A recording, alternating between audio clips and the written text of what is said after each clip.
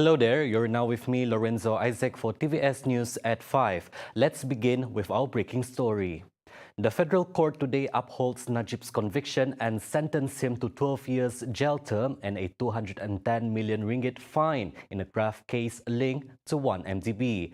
The five-member judge panel denied the former Prime Minister's appeal to set aside the conviction and sentence handed down by the High Court on 28 July 2020.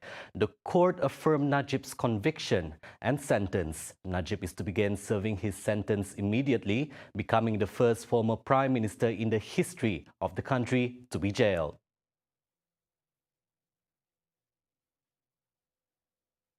The 8-day state visit of Yang di-Pertuan Agong Al-Sultan Abdullah Hari Ayatuddin Al-Mustafa Billah Shah to Turkiyye last Monday has had a massive impact on strengthening bilateral relations between Malaysia and the Republic. Comptroller of the Royal Household for Istana Negara Datuk Seri Ahmad Fadil Shamsuddin said the visit made at the invitation of President Recep Tayyip Erdogan was special as it symbolized the importance, closeness and strong bilateral relationship between Malaysia and Turkey, which was established since 1964. Ahmad Fadil Shamsuddin deems the visit a success based on three things, namely, His Majesty was conferred the Turkish Order of the State, the highest award of the Turkish government, making him the first ASEAN head of state to be given the honor. His Majesty was awarded an honorary doctorate in political science and international relations by the Marmara University. Ahmad Fadil said Erdogan personally requested the visit to be extended to 8 days from the original 7 days. His Majesty was optimistic that bilateral relations between Malaysia and Turkey would continue to strengthen ahead of the 60th anniversary of the establishment of diplomatic relations between the two nations in 2024. His Majesty is expected to hold his next state visit to Singapore next month.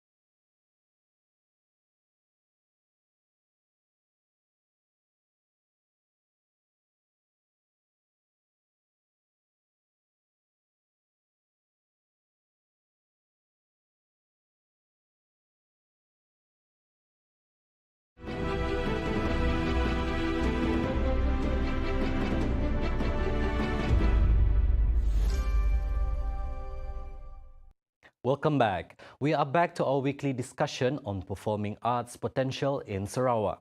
With the reopening of the arts and culture sector, there will be a sense of hope and optimism for the industry to bounce back, with financial injection by the government to rejuvenate and forecast future plans for the creative industry.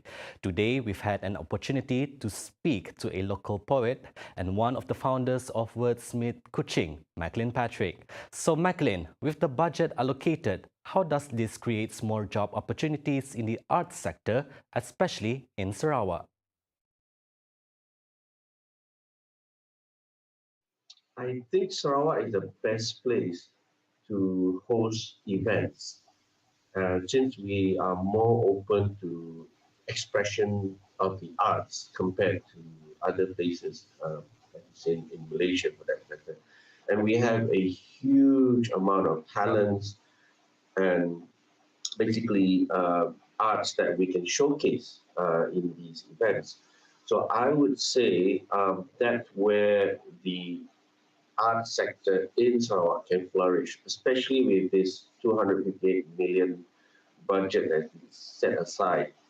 The best way for the government in terms of allocating this money is basically to pump it back into the industry to generate more business for not only the arts people but also the event organizers. We need to start creating events and we need to start inviting people from the art scene to these events to showcase their talents. And it cannot be just a one-off thing, but you need to have like continual events that run throughout the year. I think that's the best way to just allocate this money.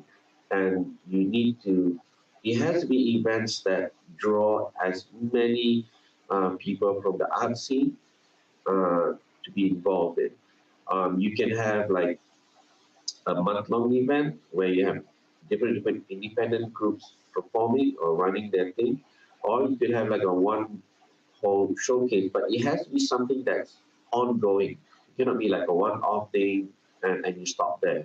So to me, that's probably the best way to allocate the budget in order to create more job opportunities for the people in the arts sector, especially in Sarawak. And I cannot say it strongly. I think Sarawak is the best place to have such events. A preconceived notion that artists perhaps isn't a real job. Only a few can make a living. They will appreciate the publicity and gain from exposure. It is just a hobby if they aren't well-established artists, and it is enough reward to make art all day. This could be frustrating, trying to make a living while allowing themselves to be taken advantage from the public. Their main justification is that doing the artwork for free will be a good exposure for them. As exposure is great, such matter can now be obtained via social media.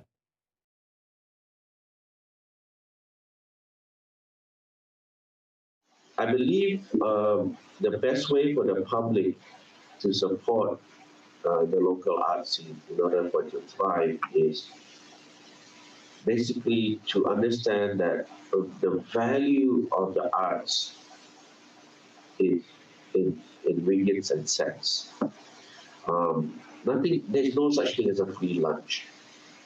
For the public to enjoy the arts, the artists have to give up their lunch, right? So the public, by every right, because you've enjoyed the arts, should pay for the lunch of the artist.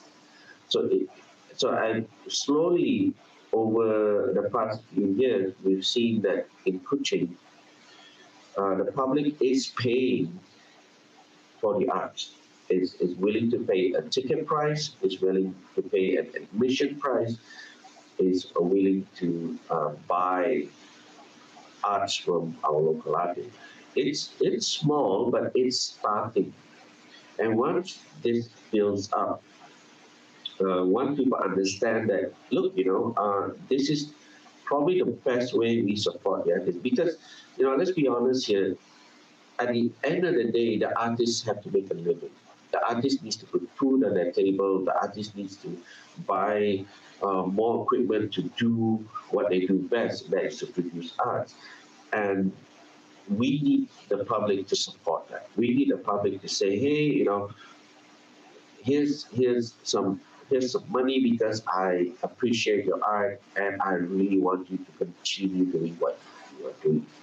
So that I think is the most practical way to support any artist in any art field. So when you have a local artist putting up a show and they have a ticket price, an admission price, pay for the ticket price, pay for the admission price, go and watch the art. Whether it's good or bad, that's everyone has a point of view, but you pay for it, and when you pay to watch the particular event or the art, you also now have the right to critique or to to give feedback to that artist because, hey, you pay the admission price.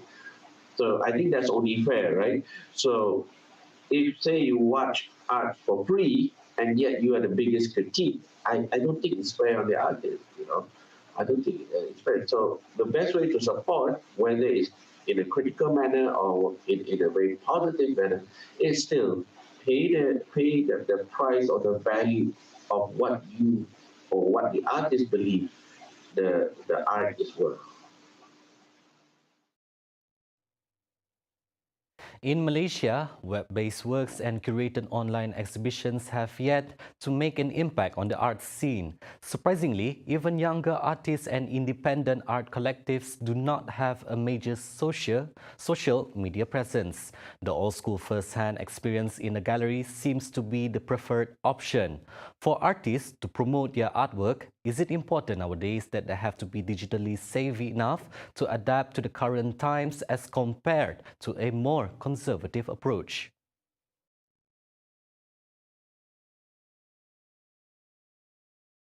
Yes, I believe we need to go digital, and I think as we go to post-COVID era, people have realized the importance of being on a digital scene. I do like to say that I think the younger artists are much more digital savvy as opposed to the older ones, because I think it's the older ones who are much more conservative in like running a gallery. Whereas the younger artists, they have the luxury of exploration, of experimenting, of trying out technology, and so on and so forth. During the pandemic, my group was able to do two or three shows online, and we did this with collaboration with people from the UK, with the European Union, and so on and so forth. There are ways of doing it in terms of doing your art and doing it over the internet and things like that. So it is, to me, something very, very important now. If you want to reach a larger audience, you need to go online. And I do think that the younger artists are actually the ones that are moving in this direction because, one, it's a lot cheaper. It's a lot cheaper to manage and to run as opposed to a conservative approach. So I do think that in Malaysia, there are more artists who are going online and thinking of online exhibitions than we believe. Because I think they're just not out there yet. They just haven't come out and, and really hit the scene. But it is happening. It is happening. And it is driven by younger artists. It's driven by more independent artists because, one, it's really low cost but high impact, and your reach is so much bigger. When you go online, the world is your audience, so you're not limited by graphical location. Thank you, Maclean Patrick, for in-depth elaboration on the matter. Before I go, you can see the world closer with TVS as we bring you the latest news updates both locally and internationally by just visiting onto our official website at tvstv.my or follow us on our social media platforms. Those were the updates on News at 5. I'm Lorenzo Isaac. Thank you for watching.